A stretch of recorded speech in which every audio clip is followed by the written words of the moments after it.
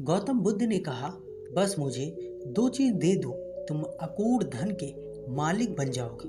पर लड़के ने मना कर दिया। ये कहानी शुरू होती है जब गौतम बुद्ध अपने शिष्यों के साथ लंबा सफर तय करने के बाद एक सुंदर गांव पहुंचे।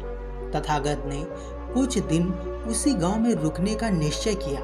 गौतम बुद्ध के आने का समाचार गांव में आग की तरह फैल गया और कुछ ही देर में तथागत के आसपास लोगों का जमावड़ा लग गया।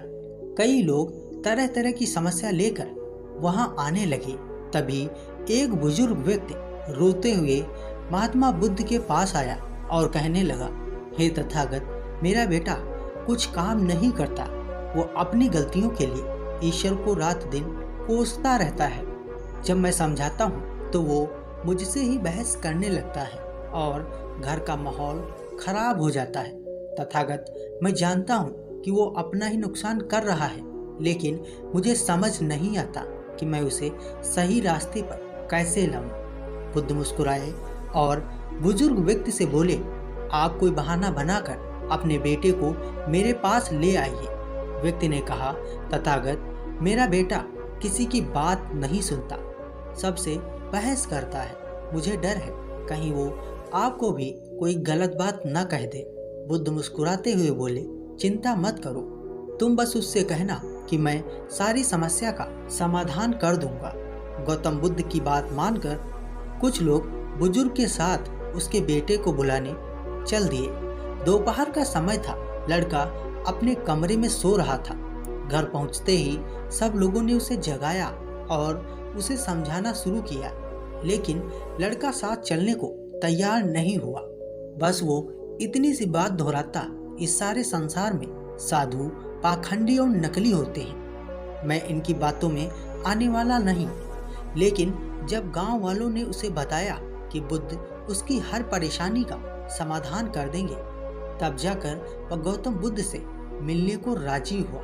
बुजुर्ग अपने बेटे को लेकर गौतम बुद्ध के पास पहुंचे तो लड़का बुद्ध को घूरते हुए बोला कि किस बात के लिए आपने मुझे यहाँ बुलाया है। अगर आप ये चाहते हो कि मैं ईश्वर को कोसना बंद कर दूं, तो मैं ऐसा कभी भी नहीं करूँगा, क्योंकि ईश्वर ने मुझे इस बेकार शरीर के अलावा दिया ही क्या है। धन जो शरीर के लिए जरूरी है वह तो मुझे मिला ही नहीं। अगर आप मेरी धन की समस्या खत्म कर सकें तो ठीक है, नहीं तो अपना बोरिया बिस्तर समेटिए और आगे बढ़िए। लड़के की बात सुनकर गौतम बुद्ध मुस्कुराने लगे और बोले, मेरे दोस्त, मैं तुमसे ईश्वर की बात नहीं करता, लेकिन याद रखो कि व्यक्ति के सुख और दुख का कारण उसके कर्म ही होते हैं। इसलिए किसी और को कोसने के बजाय अगर तुम मेहनत करोगे तो तुम्हारा जीवन आसान हो जाएगा। गौतम बुद्ध की बात सुनकर वो लड़का आग बबूला हो गया और कहने लगा, मुझे आपके भाषण से नींद आ रही है। इससे अच्छा तो मैं अपने घर में सो रहा था। मैं यहाँ सिर्फ धन की मदद के लिए आया हूँ। अगर आप मेरी समस्या हल कर सकते हैं तो कहें, नहीं तो गांव से चले जाइए। तथागत थोड़ी देर शांत रहे। वो समझ रहे थे ये अड़ियल किस्म का व्यक्ति है। गौतम बुद्ध उस नौजवान से बोले, मैं एक राजा को जानता हूँ और मैं तुम्हें उससे धन दिलवा सकता हूँ, जिससे न तुम केवल व्यापार वगैरह कर सकोगे, बल्कि इतना धन मिलेगा कि तुम नगर के सेठ बन जाओगे। लेकिन बदले में तुम्हें भी उसे कुछ देना होगा। वो लड़का बोला, मैं राजा को क्या दे सकता हूँ, मेरे पास तो कुछ भी नहीं है। गौतम बुद्ध ने कहा, राजा का एक पुत्र है जो जन्म से ही नेत्रहीन है। राजवेद ने कहा है कि अगर राजकुमार को किसी जीवित व्यक्ति की आंखें मिल जाएं, तो वो ठीक हो सकता है। अगर तुम अपनी दोनों आंखें राजकुमार को दे दो तो राजा तुम्हें सोने से तौल देंगे, फिर तुम अपना जीवन आराम से बिता सकते हो। यह सुनते ही डर के कारण लड़के ने आंखों पर हाथ रख लिए और जोर से कहा, यह आप क्या कह रहे हैं? जीते जी कोई व्यक्ति अपनी आंखें कैसे दे सकता है? कोई कितना भी धन क्यों न दे दे, मैं अपनी आंखें नहीं दे सकता। गौतम बुद्ध बोले, कोई बात नहीं, दो नहीं तो सिर्फ एक ही आंख दे दो, फिर भी मैं तुम्हें तुम्हारे वजन के बराबर सोने के सिक्के दिलवा दूंगा। वो लड़का चिल्ला कर बोला, आप ये कैसी बात कर रहे हैं? मुझे सोने के चाहे जितने सिक्के मिल जाएं, मैं अपनी एक भी आंख नहीं दे सकता। मेरी आंखें अनमोल हैं। गौतम बुद्ध ने कहा, अगर तुमको और धन चाहिए तो बोलो, राजा मना नहीं करेगा। वह लड़का बोला, मेरी आंखें अमूल्य हैं, कृपया आप ये कहना बंद कर दें। मुझे किसी भी कीमत पर अपनी आंखें नहीं बेचनी।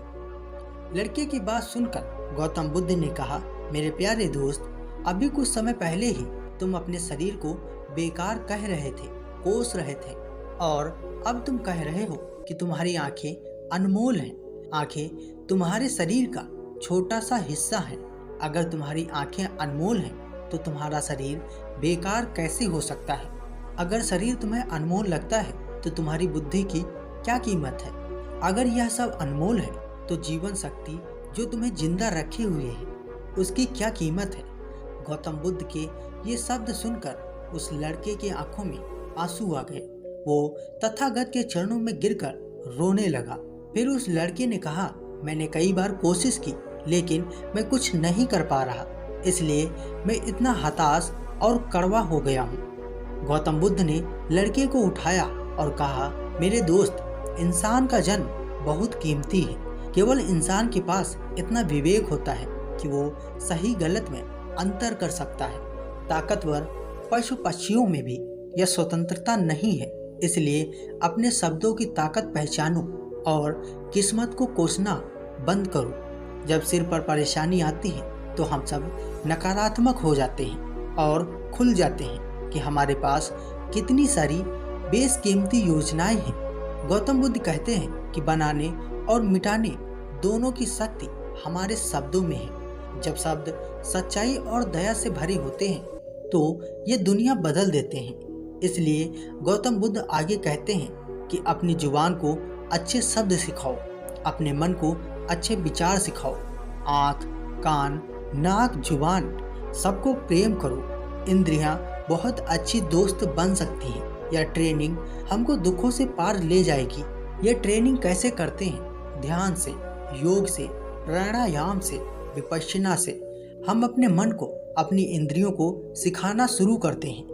एक ऐसा ही तरीका है जहां आप 2 तरह की ब्रीदिंग टेक्निक से लो मोटिवेशन को हाई मोटिवेशन में बदल सकते हो। जब भी आपका काम करने का मन ना करे या जब आप बहुत ज़्यादा डिस्ट्रैक्ट हो रहे हो तो इन 2 टेक्निक्स का प्रयोग जरूर करें।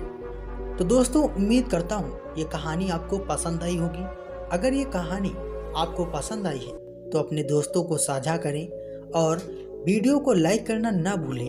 हम मिलते हैं एक नई कहानी के साथ एक नए वीडियो में। तब तक के लिए आप अपना ख्याल रखिए। धन्यवाद।